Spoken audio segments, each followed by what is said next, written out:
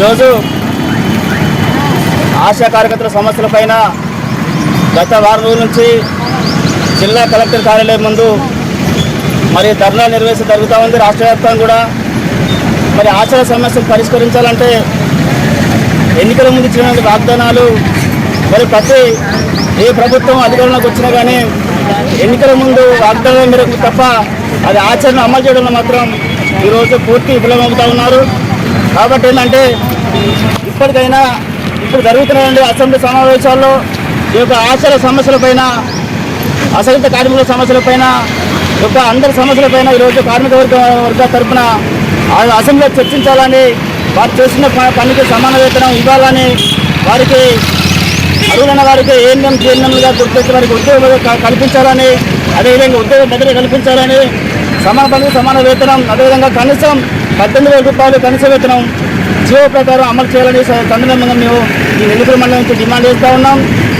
అదేవిధంగా తెలంగాణ రాష్ట్ర ప్రభుత్వ పాఠశాల స్కావెంజర్ల రాష్ట్ర కమిటీ నుంచి నేను ఒక డిమాండ్ చేస్తూ ఉన్నా. గ్రామాలలో ఆశాలైతే ఎంతైతే గ్రామాల సంబంధించిన రిపోర్టు గ్రామ సమస్యలపై ఎంతైతే పనిచేస్తూ ఉన్నారో ప్రభుత్వ పాఠశాలలో కూడా కార్మికులు కూడా స్కావెంజర్ పనిచేస్తూ ఉన్నారు.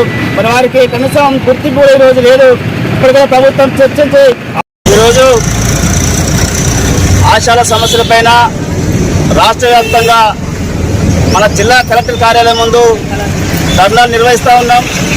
మరి ఈ సమస్యలు పరిష్కరించాలని ఇప్పుడు జరుగుతున్న అసెంబ్లీ సమావేశాల్లో కూడా ఈ యొక్క ఆశల సమస్యలపైన ప్రత్యేకంగా చర్చించాలని ఈ సందర్భంగా మేము నెల్లిపూర్ మండల కమిటీ డిమాండ్ చేస్తూ ఉన్నాం. అదేవిధంగా గ్రామాలలో ప్రజా సంక్షేమ పథకాలు అమలు కావాలన్నా, ప్రజా ఆరోగ్యం పట్ల శ్రద్ధ వహించాలన్నా వారికి అండదండగా ఉంటూ, ప్రజలకు అండదండగా ఉంటూ ఈరోజు ఈ ప్రభుత్వానికి అండగా ప్రభుత్వం సంబంధించినటువంటి విధి విధానాలపైన అన్నింటిలో కూడా ఈరోజు ఆశాలు ముందుండి పనిచేస్తూ ఉన్నారు.